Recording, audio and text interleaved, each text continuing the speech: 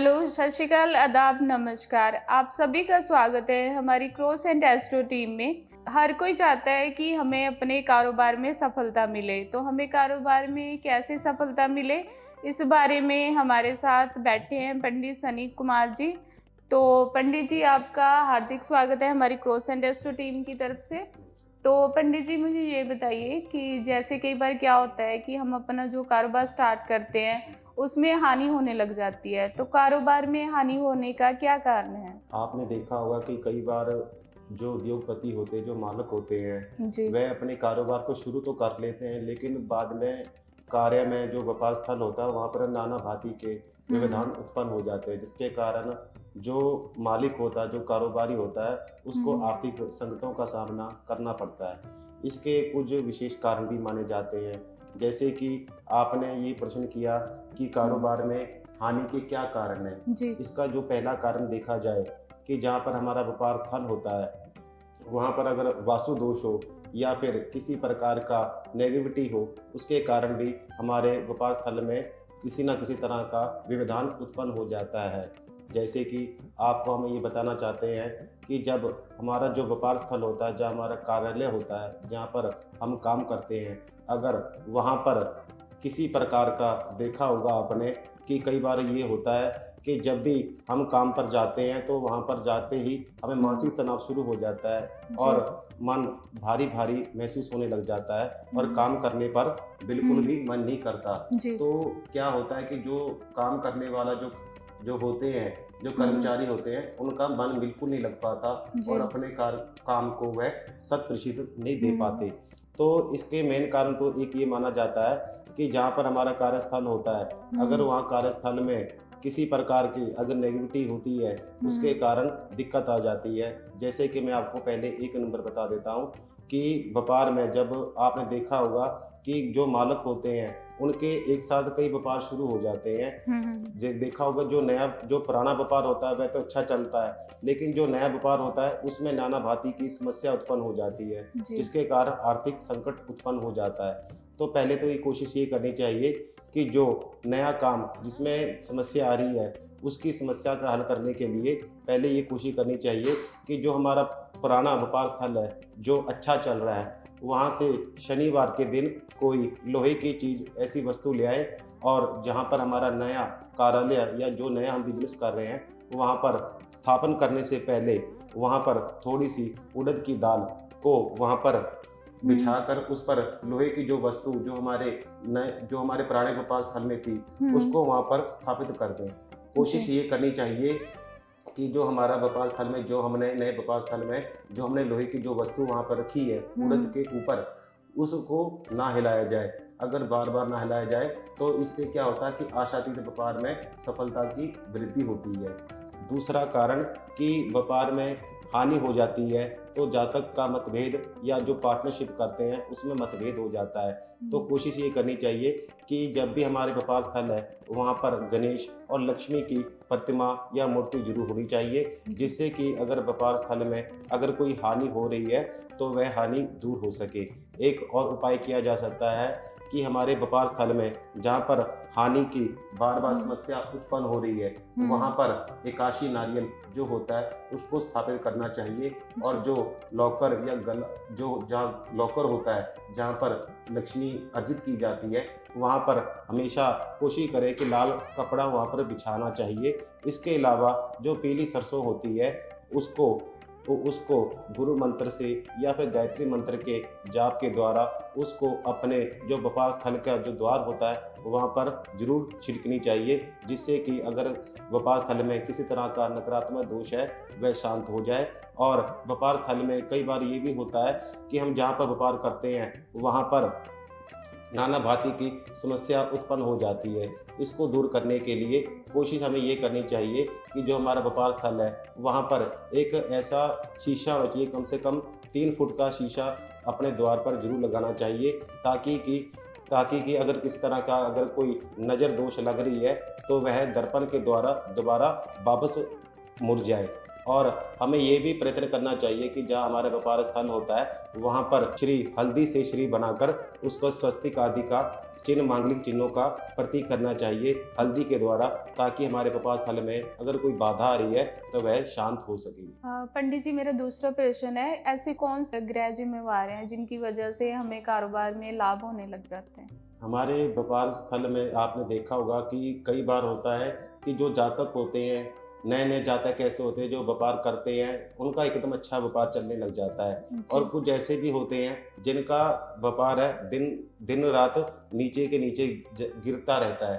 तो ऐसे में आपने प्रश्न किया कि जन्म कुंडली में कौन से ग्रह होते हैं जो व्यापार में हमें लाभ प्रदान करते हैं। पहले सर्वप्रथम मैं आपको बता दूं, मंगल और शुक्र ये दो ऐसे ग्रह होते हैं जो जातक को व्यापार में दिन दुगनी रात चुगनी वृद्धि करते हैं। जैसे कि जो मंगल होते हैं ये साहस के देवता माने जाते हैं।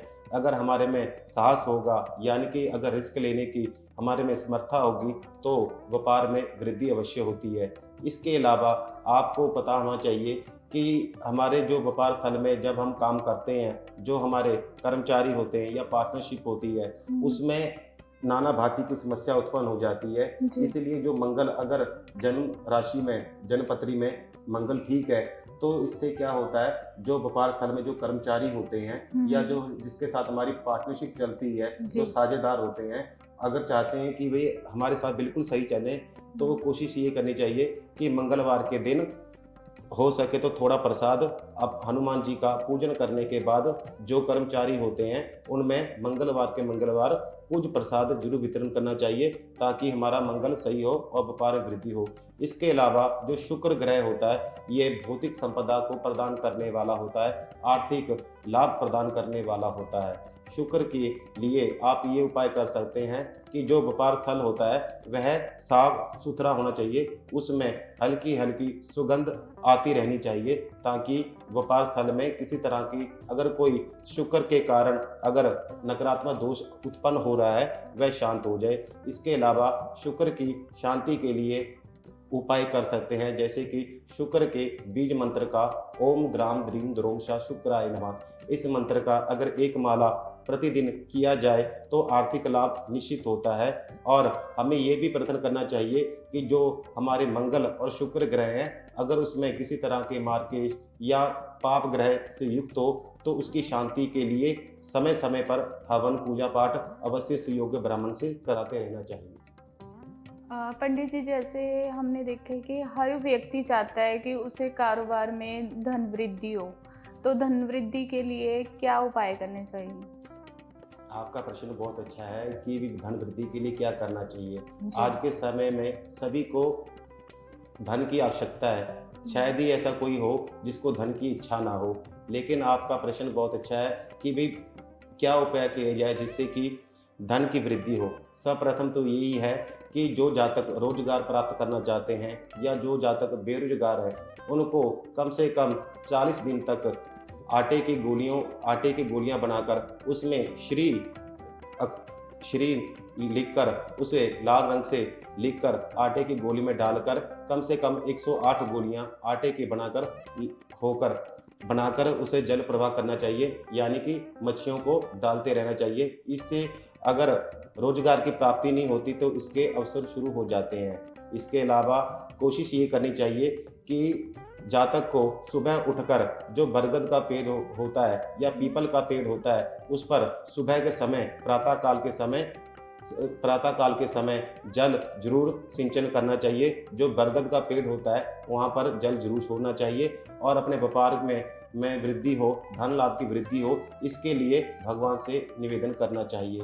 इसके अलावा आपको पता होना चाहिए कि व्यापार स्थल में कोई ना कोई दिक्कत आती रहती है या फिर हमारे लक्ष्मी के अर्जित करने में कोई ना कोई विविधान उत्पन्न हो जाता है, जिसके कारण लक्ष्मी अर्जित नहीं हो पाती। तो कोशिश ये करनी चाहिए कि घर में हमें श्री यंत्र की स्थापना करनी चाहिए, या स्फटिक का श्री यंत्र हो या सोना चांदी आदि धातु का जो श्री यंत्र होता है उसे विधिवत पूजा के द्वारा उसे प्राण प्रतिष्ठित करना चाहिए और लक्ष्मी और कुबेर मंत्र का जाप करते रहना चाहिए। इससे क्या होता है, जो जातक की आर्थिक समस्या होती है वह दिन ब दिन कम होने लग जाती है, जिसके कारण सब घर में सुख समृद्धि का वातावरण उत्पन्न हो जाता है। जातक को ये भी कोशिश करनी चाहिए कि धन वृद्धि के लिए हमेशा तत्पर रहना चाहिए। जातक को आलस का त्याग करते रहना चाहिए। और आपको पता होना चाहिए कि जब भी हम व्यापार स्थल में या फिर हम अपनी लक्ष्मी अर्जित करने के लिए कहीं भी जाते हैं जी। तो जातक को कोशिश करनी चाहिए कि जो जातक लक्ष्मी अर्जित करने के लिए या अपना कार्य सिद्धि करने के लिए कहीं जा रहा हो सुबह के समय, तो कोशिश ये करनी चाहिए कि जब व्यक्ति जाता है तो घर का एक सदस्य आकर थोड़ी सी उड़द को अपने हाथ में लेकर उस व्यक्ति को जो अपने कार्य पर जा रहा है, जो लक्ष्मी अर्जित करने के लिए कहीं पर प्रयोजन से द्वारा जा रहा है, उस जातक के ऊपर से जो उड़द है उसको घुमाकर अगर चौराहे पर या फिर अपने घर के द्वार के बाहर फेंक दिया जाए तो इससे कार्य में सिद्धि प्रदान होती है। जातक को ये कोशिश करनी चाहिए कि प्रत्येक मंगलवार को हनुमान जी का माथा जरूर टेकना चाहिए और प्रसाद में लड्डू या लाल बूंदी या फिर 2 केले जरूर चढ़ाने चाहिए। इससे और बेनती करनी चाहिए, निवेदन करना चाहिए बजरंगबली भगवान से कि हमारे व्यापार में या हमारे जो आर्थिक समस्या में जो दिक्कत आ रही है उसको वह दूर करे। इससे जो जातक की समस्या है वह कम होनी शुरू हो जाती है। पंडित जी, कारोबार में सफल होने के लिए नज़र दोष से हम कैसे बच सकते हैं? कारोबार में नज़र दोष से बचने के लिए जातक को सर्वप्रथम एक काम करना चाहिए कि जब भी गुरुवार का दिन हो, गुरुवार के दिन अपने जो द्वार होता है वहाँ पर स्वस्तिक बनाना चाहिए हल्दी से। उसके बाद गुड़ और चना वहाँ पर गुरुवार के दिन थोड़ा चढ़ा देना चाहिए और अगले दिन वह गुड़ और चना गौ माता को डाल देना चाहिए। इससे व्यापार में वृद्धि होती है और अगर नज़र दोष हो तो वह दूर हो जाता है। इसके अलावा जो हमारे व्यापार स्थल होता है वहाँ के बाहर हो सके तो श्वेत आग का पौधा यानी कि आग का पौधा अवश्य होना चाहिए और उसको प्रतिदिन जल देते रहना चाहिए। इसके अलावा नज़र दोष से बचने के लिए जातक को अपने व्यापार स्थल पर नज़र बट्टू आदि का प्रयोग करते रहना चाहिए या फिर शनिवार के समय नींबू मिर्च 7 मिर्चें डंडी वाली और नींबू जरूर लगाना चाहिए काले धागे में। अगर अभिमंत्रित कर लगाया जाए तो व्यापार स्थल में अगर कोई नज़र दोष है तो वह दूर हो जाता है। इसके अलावा जातक को ये प्रयत्न करना चाहिए कि प्रत्येक बुधवार के समय हो सके तो गौ माता को हरा चारा दान किया जाए और कोशिश ये करनी चाहिए कि प्रत्येक बुधवार को गणपति महाराज को मोदक या फिर दूर्वा जरूर अर्पण करते रहना चाहिए और निवेदन करना चाहिए कि हमारे व्यापार में अगर किसी प्रकार का कोई नज़र दोष है तो वह दूर हो जाए। जातक को ये भी प्रयत्न करना चाहिए कि हमारे व्यापार में जो नज़र दोष लगी हुई है उसके समाधान के लिए कम से कम श्री सूक्त का पाठ या फिर लक्ष्मी नारायण मंदिर के पास अगर जो भिखारी होते हैं उनको खाने के लिए कुछ ना कुछ देते रहना चाहिए, जैसे गुड़ चना आदि समर्था अनुसार देते रहना चाहिए ताकि अगर हमारे व्यापार स्थल में अगर नज़र दोष है वह दूर हो जाए। जातक को ये भी कोशिश करनी चाहिए, प्रयत्न करना चाहिए कि जो मालिक होता है या फिर जो कार्य कर रहा हो उसको प्रतिदिन सूर्य को अर्घ जरूर देना चाहिए और जब भी सूर्य को अर्घ दे उसमें हो सके तो लाल सिंदूर, चावल या फूल इन तीनों में से कुछ ना कुछ डालकर तांबे के लोटे में सूर्य को अर्घ देना चाहिए। इससे क्या होता है कि जो जातक का व्यापार में अगर नज़र दोष है वह दूर होनी शुरू हो जाती है। जातक को ये प्रयत्न करना चाहिए कि शनिवार के समय कोशिश करनी चाहिए कि कुत्ते को, चिड़ियों को या गौ माता को कुछ ना कुछ डालते रहना चाहिए। इससे क्या होता है कि जो शत्रु जो होते हैं यानी कि जो शुभ चिंतक नहीं होते, जो हमारा हित नहीं चाहते, अगर उनके द्वारा किसी तरह की अगर नज़र दोष लग भी जाए वह दूर हो जाए। जातक को ये प्रयत्न करना चाहिए कि हमारा जो व्यापार स्थल होता है, जैसे कि अगर कोई लोहे का काम कर रहा है तो कोशिश करनी चाहिए कि भगवान विश्वकर्मा महाराज की फोटो जरूर लगानी चाहिए या फिर जहाँ पर विद्या का अध्ययन होता है, जहाँ पर जो विद्या की संस्था होती हैं वहाँ पर माना जाता है कि अगर सरस्वती माता की फोटो होती है तो वहाँ पर नज़र दोष दूर हो जाता है। इसके अलावा आपने देखा होगा कि जो पहलवान होते हैं या जो जिम वगैरह चलाते हैं उनको अपने जो व्यापार स्थल होता है वहाँ पर हनुमान जी की प्रतिमा को अंकित करना चाहिए और पूजन करते रहना चाहिए। इससे क्या होता है कि अगर व्यापार में कोई नज़र दोष है वह शांत हो जाता है। पंडित जी, कारोबार पे अगर सुबह हम निकल रहे हैं घर से, तो किस शुभ घड़ी में हमें घर से निकलना चाहिए? आपका प्रश्न बहुत अच्छा है कि भी जब हम व्यापार पर जाते हैं तो शुभ समय कौन सा होना चाहिए। पहले तो ये कोशिश करनी चाहिए कि जो जातक जब व्यापार पर जाता है तो समय से पहले पहुँचे। तो इसलिए पहले विचार ये करना चाहिए कि जब भी हम व्यापार स्थल पर जा रहे हैं या कार्य पर जाते हैं सुबह के समय, तो कोशिश करनी चाहिए कि उस समय राहु काल ना हो, यानी कि अरिष्ट योग ना चल रहा हो। इससे क्या होता है, जो जातक राहु काल के समय देन लेन करता है या शुभ कार्य करता है तो इसमें नाना भांति के विविधान उत्पन्न हो जाते हैं।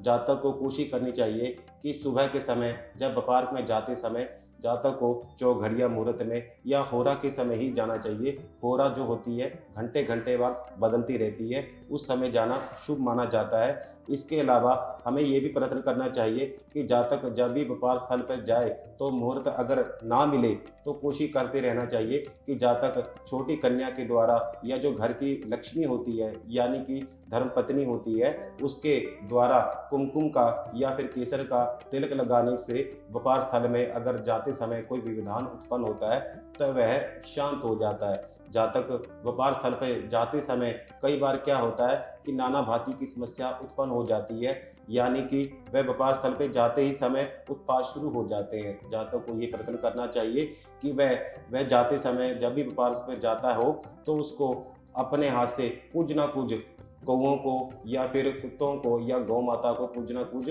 जरूर खाने के लिए दे।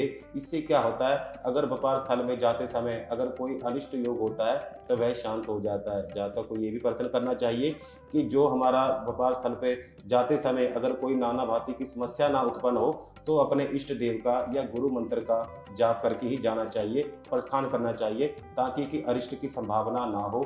और कोशिश ये भी करनी चाहिए कि हमारे व्यापार स्थल पर जाते समय अगर शुभ मुहूर्त में कोई दिक्कत आ रही है यानी कि हमें शुभ मुहूर्त नहीं मिल रहा तो हमें ये प्रयत्न करना चाहिए कि घर से जाते समय मीठा जैसे कि गुड़ और शक्कर जरूर खा के जाना चाहिए। इससे क्या होता है, अगर हमारे व्यापार स्थल पर जाते समय कोई समस्या हो तो वह दूर हो जाती है। पंडित जी, कारोबार स्थल में हमें अपने मंदिर की स्थापना कहाँ पर करनी चाहिए? व्यापार स्थल पर हमें पहले कोशिश ये करनी चाहिए कि जो हमारा व्यापार स्थल होता है, जो हमारा कार्यालय होता है, वहाँ पर जो मंदिर की स्थापना करते हैं वह सर्वप्रथम मुख्य है। उसमें क्या होता है कि पूर्व और उत्तर दिशा, ये दो दिशा ऐसी मानी जाती हैं जहाँ पर मंदिर का निर्माण या मंदिर का जो स्थान है वह बनाना शुभ माना जाता है। और कोशिश ये करनी चाहिए जो हमारा मंदिर है वह साफ सुथरा हो, वहाँ पर किसी प्रकार की कोई गंदगी ना हो, कोई दुर्गंध ना हो। और ये प्रयत्न करना चाहिए कि जो हमारा पूजा स्थल है, जो हमारा व्यापार स्थल में जो हमने पूजा स्थान बनाया है, वहाँ पर प्रतिदिन नियमित रूप से वहाँ पर पूजा होती रहनी चाहिए और जो गंगा जल आदि जरूर रखना चाहिए। और उससे सुबह के समय क्या करना चाहिए, जो हमारे जो मंदिर है, जो हमारे व्यापार स्थल में जो मंदिर बनाया हुआ है वहाँ पर जो गंगा जल के सिंचन जरूर करना चाहिए, यानी कि छींटे देते रहना चाहिए। इससे क्या होता है, अगर व्यापार में जो नज़र दोष होता है वह दूर हो जाता है। और व्यापार स्थल पर कोशिश करनी चाहिए कि हमेशा देसी गाय के देसी घी की ज्योत प्रज्वलित करनी चाहिए और लक्ष्मी और कुबेर का मंत्र का उच्चारण मन में मन जरूर करना चाहिए।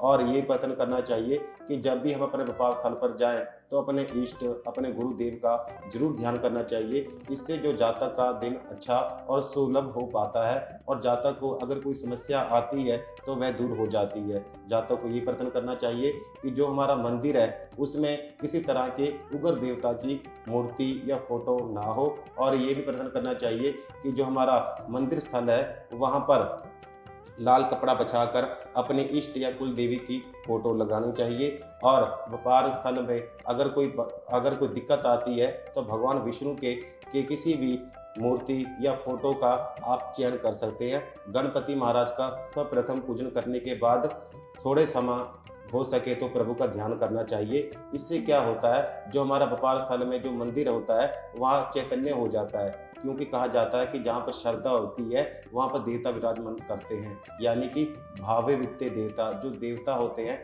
हमारे भाव में विराजमान होते हैं। इसलिए हमें प्रयत्न करना चाहिए कि जो हमारा व्यापार स्थल है, वह व्यापार स्थल में जो मंदिर बनाते हैं वह हमारा पूर्व या फिर उत्तर की तरफ होना चाहिए और इष्ट देव या कुल देव की फोटो जरूर होनी चाहिए। अगर जातक को लगता है कि हमारे व्यापार स्थल में जो मंदिर है वह सही नहीं है, तो वहाँ पर वास्तु नास्तिक यंत्र की स्थापना करनी चाहिए और हमें ये प्रयत्न करना चाहिए कि मंदिर में हमेशा सुगंधमय जैसे गुलाब की हल्की हल्की महक आती रहनी चाहिए। इससे क्या होता है, जो हमारा व्यापार स्थल होता है और वहाँ पर जो मंदिर स्थापन होता है वह पवित्र होता है और उससे जातक का जो व्यापार कर रहा है उसका मन लगना शुरू हो जाता है। जातक को ये प्रयत्न करना चाहिए कि जहाँ भी हम अपना मंदिर स्थापन कर रहे हैं वहाँ पर गणेश, विष्णु, लक्ष्मी माता और कुबेर आदि जिसकी जैसी श्रद्धा हो उसके अनुसार उनको अपने व्यापार स्थल में जो मंदिर है उसकी